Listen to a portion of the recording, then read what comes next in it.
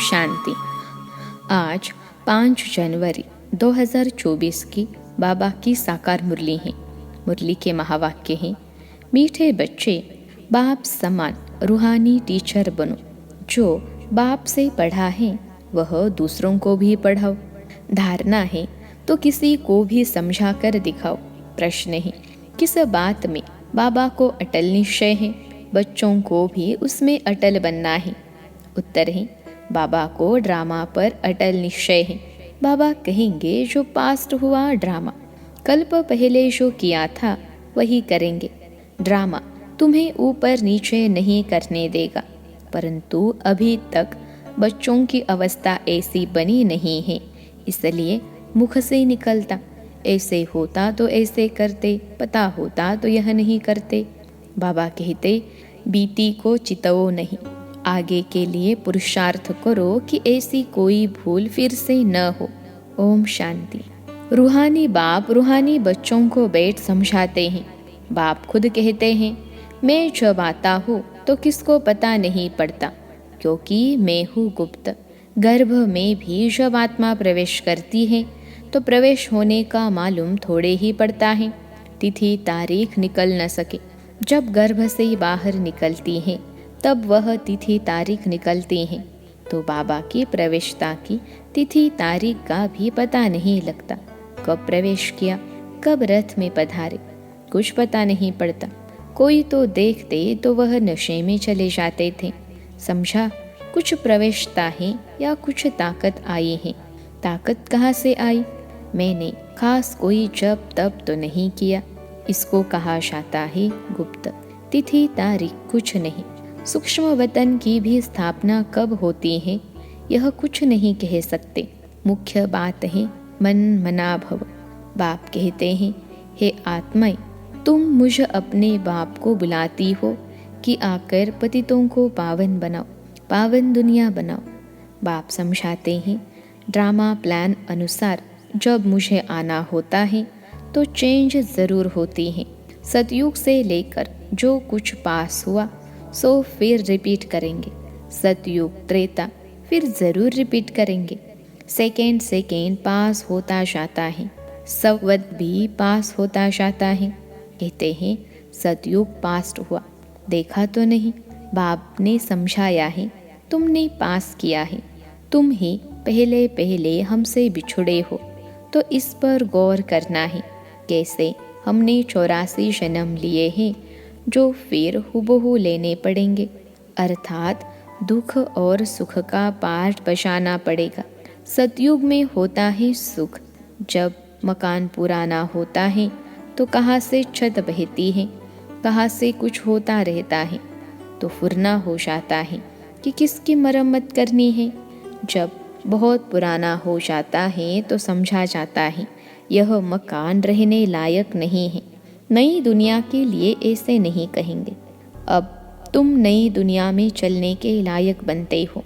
हर चीज़ पहले नई फिर पुरानी होती है। अब तुम बच्चों को यह ख्याल में आता है और कोई तो इन बातों को समझ न सके। गीता रामायण आदि सुनाते रहते हैं, उसमें ही बिजी रहते हैं। तुम हम भी इन्हीं धंधों में बिजी थे। अब बाप ने कितना समझदार बनाया है। बाबा कहते हैं, बच्चे अब यह पुरानी दुनिया खत्म होने वाली है, अब नई दुनिया में चलना है। ऐसे भी नहीं सब चलेंगे, सब मुक्ति धाम में बैठ जाए, यह भी कायदा नहीं है। प्रलय हो जाए।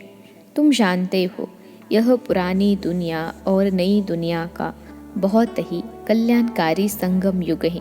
अब चेंज होनी है, फिर शांति धाम में जाएंगे। वहाँ सुख के भासना की भी कोई बात नहीं। गायन है, यज्ञ में विघ्न पड़े सो तो पढ़ते रहते हैं, कल्प के बाद भी पढ़ते रहेंगे। तुम अब पक्के हो गए हो। यह स्थापना विनाश का कोई छोटा काम नहीं है। विघ्न किस बात में पड़ते हैं? बाप कहते हैं, काम महाशत्रु है, इस पर ही अत्याचार होते हैं। द्रौपदी की बात है ना, ब्रह्मचर्य पर ही सारी खिटपिट है। सतो प्रधान से तमो प्रधान बनना है जरूर। सीढ़ी उतरनी है, पुरानी दुनिया होनी है जरूर। इन सब बातों को तुम ही समझते हो और सिमरन भी करते हो, और पढ़कर पढ़ाना भी है, टीचर बनना है। ज़रूर नॉलेज बुद्धि में है, तब पढ़कर टीचर बनते हैं। फिर टीचर से जो सीख कर होशियार होते हैं तो गवर्नमेंट उसको पास करती है। तुम भी टीचर हो, बाप ने तुमको टीचर बनाया है। एक टीचर से क्या कर सकते हैं? तुम सब हो रूहानी टीचर। तो बुद्धि में नॉलेज होनी चाहिए।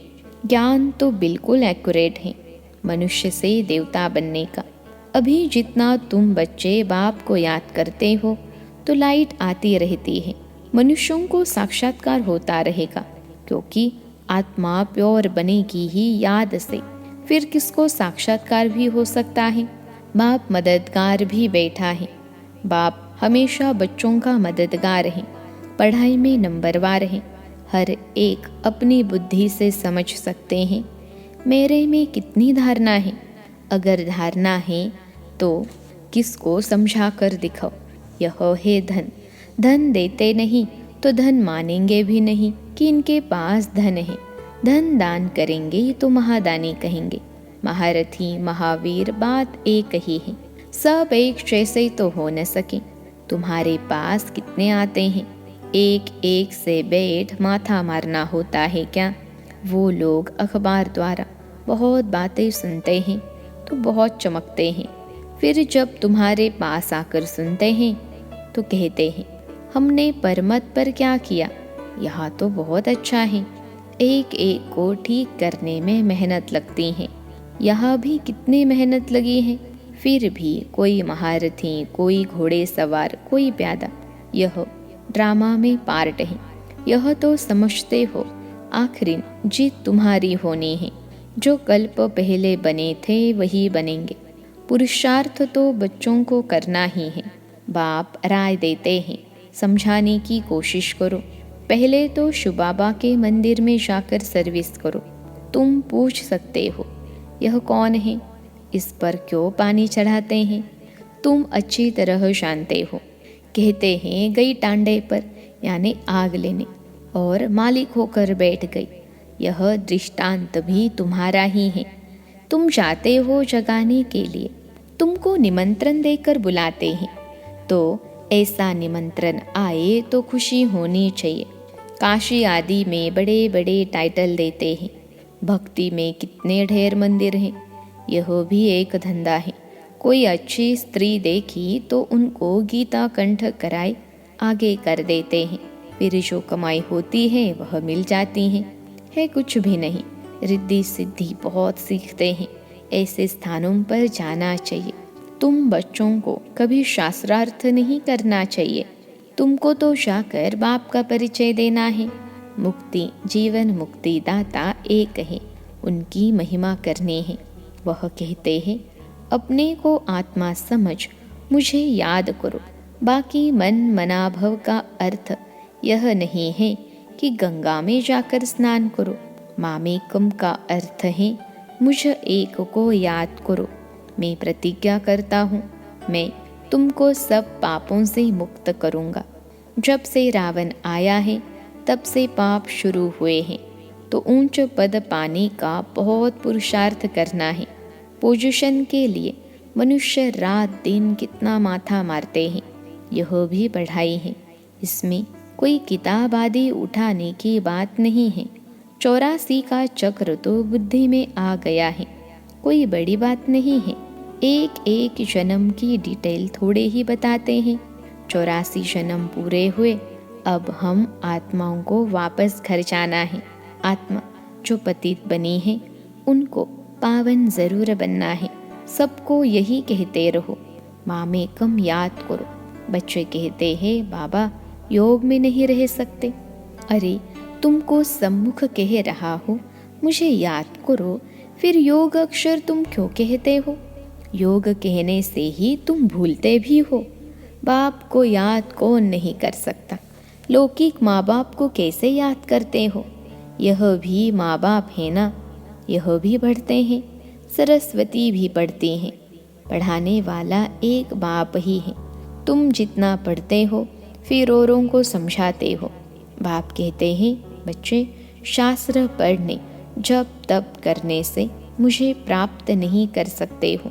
बाकी फ़ायदा क्या है? सीढ़ी तो उतरते ही आते हो। तुम्हारा कोई दुश्मन नहीं, फिर भी तुमको समझाना है ज़रूर कि पाप और पुण्य कैसे जमा होता है। रावण राज्य के बाद ही तुमने पाप करना शुरू किया है। ऐसे भी बच्चे हैं जिनको नई दुनिया पुरानी दुनिया क्या है यह भी समझाने नहीं आता है। अब बाप कहते हैं कि बेहद के बाप को याद करो, वही पतित पावन है। बाकी तुमको कहाँ भी जाने की ज़रूरत नहीं है। भक्ति मार्ग में सदैव पैर घर से बाहर निकलता था। पति स्त्री को कहती है, श्री कृष्ण का चित्र घर में भी है, फिर बाहर क्यों जाती हो? क्या फ़र्क है? पति परमेश्वर है, इसको भी नहीं मानते।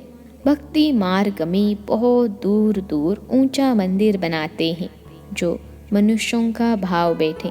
तुम समझाते हो मंदिरों में कितना धक्का खाते हैं। यह एक रस्म पड़ी है। शिव काशी में तीर्थ करने जाते हैं, परंतु प्राप्ति कुछ भी नहीं।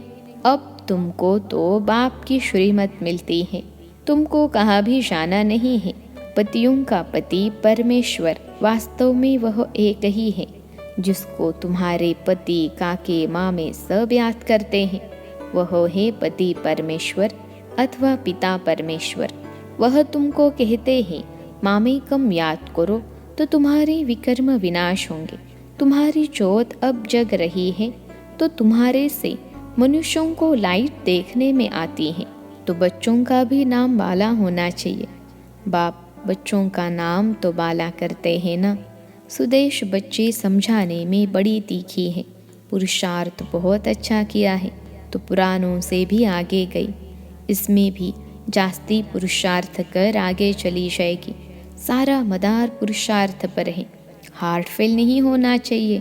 पिछाड़ी में आया तो भी सेकंड में जीवन मुक्ति पा सकते हैं। दिन प्रतिदिन ऐसे बहुत निकलते रहेंगे।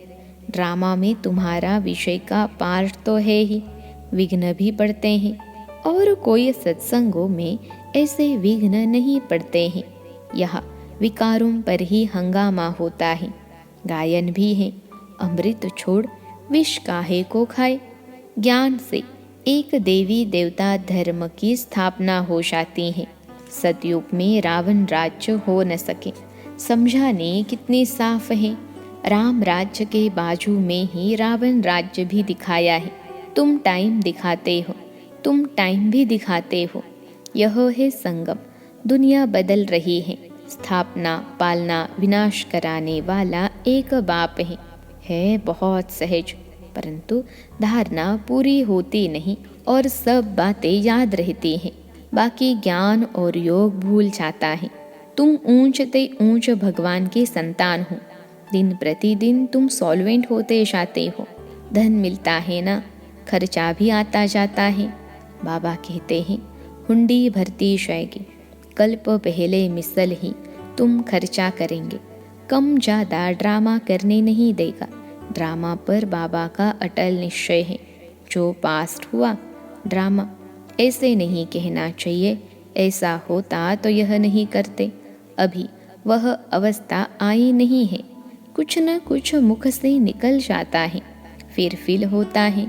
बाबा कहते हैं बीती को चितवो नहीं, आगे के लिए पुरुषार्थ करो कि ऐसी भूल फिर न हो। इसलिए बाबा कहते हैं चार्ट लिखो, इसमें बहुत कल्याण है। बाबा ने एक को देखा, सारी जीवन कहानी लिख रहे थे। समझते हैं बच्चे सीखेंगे। यहाँ फिर श्रीमत पर चलने में ही कल्याण है। यहाँ झूठ भी चल न सके। नारद का मिसाल, चार्ट से फ़ायदा बहुत है। बाबा फरमान करते हैं तो बच्चों को फरमान पर चलना चाहिए। अच्छा, मीठे मीठे सिखिलते बच्चों प्रति माता पिता बाप दादा का याद प्यार और गुड मॉर्निंग। रूहानी बाप की रूहानी बच्चों को नमस्ते। हम रूहानी बच्चों की सिखिलते रूहानी माता पिता बाप दादा को याद प्यार गुड मॉर्निंग और नमस्ते बाबा नमस्ते। धारणा के लिए मुख्य सार पहली पॉइंट है, ज्ञान धारण कर दूसरों को समझाना है। ज्ञान धन दान करके महादानी बनना है। किसी से भी शास्त्रार्थ न कर बाप का सत्य परिचय देना है। दूसरी पॉइंट है, तुम्हें बीती बातों का चिंतन नहीं करना है। ऐसा पुरुषार्थ करना है जो फिर कभी भूल न हो। अपना सच्चा सच्चा चार्ट रखना है। आज का वरदान है, योग द्वारा ऊंची स्थिति का अनुभव करने वाले डबल लाइट फरिश्ता भव। योग द्वारा ऊंची स्थिति का अनुभव करने वाले डबल लाइट फरिश्ता भव। विश्लेषण है, आप राजयोगी बच्चे योग में ऊंची स्थिति का अनुभव करते हो। हठयोगी फिर शरीर को ऊंचा उठाते हैं। आप कहाँ भी रहते ऊंची स्थिति में रहते हो, इसलिए कहते योगी ऊंचा रहते हैं। आपके मन की स्थिति का स्थान ऊंचा है क्योंकि डबल लाइट बन गए। वैसे भी कहा जाता कि फरिश्तों के पांव धरनी पर नहीं होते। फरिश्ता अर्थात जिसका बुद्धि रूपी पांव धरती पर न हो, देह भान में न हो, पुरानी दुनिया से कोई लगाव न हो। आज का स्लोगन है, अभी दुआओं के खाते को संपन्न बना लो तो आपके चित्रों द्वारा सबको अनेक जन्म दुआएं मिलते रहेंगी। अभी दुआओं के खाते को संपन्न बना लो तो आपके चित्रों द्वारा सबको अनेक जन्म दुआएं मिलते रहेंगी। अव्यक्त साइलेंस द्वारा डबल लाइट फरिश्ता स्थिति का अनुभव करो। फरिश्ता स्थिति का अनुभव करने के लिए अभी अभी आवाज़ में आते, डिस्कस करते, कैसे भी वातावरण में रहते, सेकंड में सर्व संकल्पों को स्टॉप कर आवाज से परे न्यारे फरिश्ता स्थिति में टिक जाओ। अभी अभी कर्मयोगी, अभी अभी फरिश्ता अर्थात आवाज से परे अव्यक्ति साइलेंस की अनुभूति। यही अभ्यास लास्ट पेपर में विषय बनाएगा। अच्छा, ओम शांति।